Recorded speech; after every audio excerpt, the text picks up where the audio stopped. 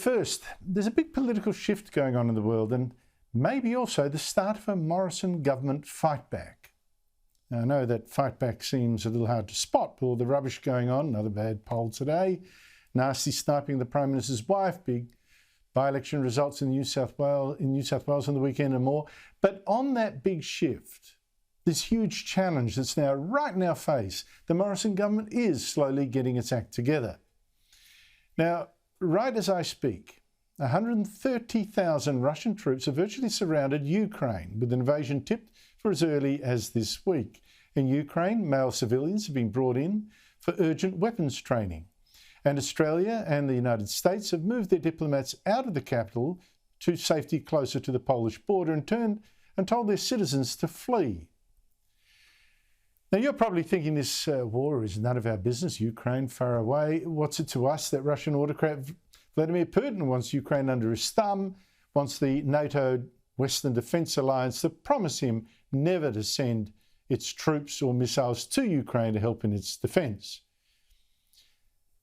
But we can't keep being so blind to the big trouble coming our way, this big change in the world. And Scott Morrison today spelled it out.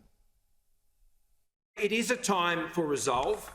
It is a time to stand up against those who would seek to bully, whether it's Australia, whether it's Lithuania, and indeed Ukraine, Mr. Speaker.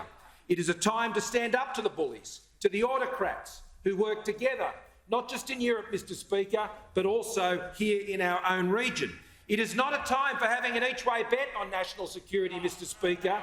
It is not a time, Mr. Speaker, for appeasement and the trading away of Australian values in search of appeasement. Now, you might think this is really just about politics. You know, here we've got a desperate government behind in the polls, now trying to make Labor look weak, playing the national service card before the election. And sure, there is an element of that going on. Here's Defence Minister Peter Dutton today also putting the boot into Labor. The reality is that this government is investing some $270 billion in Australia's defence capability. Now, you ask yourself the question, why would Labor have ripped money out of defence and out of ASIO and out of the Australian Federal Police, out of the ACIC when they were in government? Mr. Speaker, it's because they lost control of our borders. But Morrison does make an important point.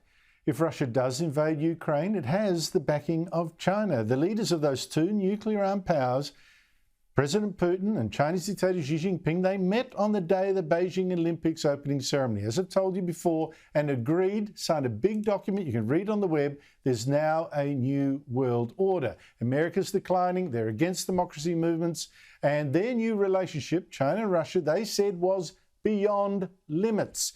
This is a new axis of evil, of anti-democrats. China backs Russia's complaints about Ukraine in this document. Russia backs China's claim on Taiwan. And this is the huge shift that's now threatening us. It's big and reaching right into our country, into our politics. That's because China's even trying to bankroll Labor candidates it likes in New South Wales ahead of this year's federal election. Luckily, ASIO, our top spy agency, said last week it had stopped this. But let's not kid ourselves here. It is interesting that China thinks Labor is a great target, particularly in New South Wales. We've already seen one suspect donation of $100,000 a few years ago to the campaign of federal Labor frontbencher Chris Bowen, a donation from a group linked to the Chinese Communist Party's propaganda arm. We also saw another $100,000 in an Aldi shopping bag of all things given to New South Wales Labor, this time from a Chinese businessman, later banned from Australian national security grounds. There is no doubt China does see Labor as a soft target, in part, of course, because it's of the left. That's all beyond question. Now, I do want to be fair. Chris Bowen had no idea that China was apparently targeting him. It does not seem to me a man whose opinion it could buy. And nor is Labor leader Anthony Albanese saying anything that makes me think he'll be softer on China than the Liberals, as soft as former senior Labor figures like Paul Keating and Bob Carr want him to be, say they want. But it is a very real issue.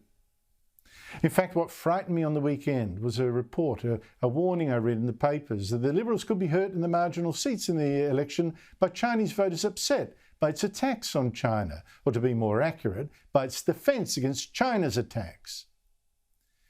Now, let me be clear, I certainly don't say that most of our 1.2 million Chinese Australians love communist China. That is just, no, that's simply untrue. It's an insult, in fact. Many have fled that brutal regime. We've got people from Hong Kong. We've got democracy activists here. We've still got the students who fled Tiananmen Square, that massacre there of democracy protesters. But it's also clear that a number do back Beijing. Or rather, they want to keep on its right side and keep making money with China. And last week, for instance, Raymond Lee, a member of the Chinese Chamber of Commerce of Victoria, told SBS he used to be a Liberal voter, but now he said, I won't be voting for the Liberals. And I can also speak for a number of other Chinese Australians who have never voted for Labor before. But in the coming election, he said, they will be voting for Labor. Now, does anyone seriously think Labor sees reactions like this, and saw two reports on those lines? Labor sees that and thinks, oh, these people with money here, businessmen, they're not worth us reaching out to. Do you really think that? There's a split here. I think that we're going to have a big challenge ahead. And if I had one criticism of Scott Morrison, is that he has left it too late to pull together a complete program to keep us safe and strong, a good Liberal program, although what's to stop Labor from promising the same? As I said last week, this plan should have 5 points. 1, give our armed forces the weapons they most need to defend us from China. It doesn't include the big tank order we've got. 2, get the best cybersecurity so China cannot turn the country off with a flick of a switch. 3, get lots of allies against China, which is now happening, credit to the Morrison government. 4, make this economy much stronger and also more self-sufficient so China cannot kill us with blockades of, say, petrol. And 5, build up our democratic culture. For a start, do not teach Australian children the lie that we're racist and evil. Out of schools. None of that rubbish. That is, I think, a very sound plan for our future, to make us safer and stronger. But Scott Morrison has given himself just 3 months now to put it together and sell it.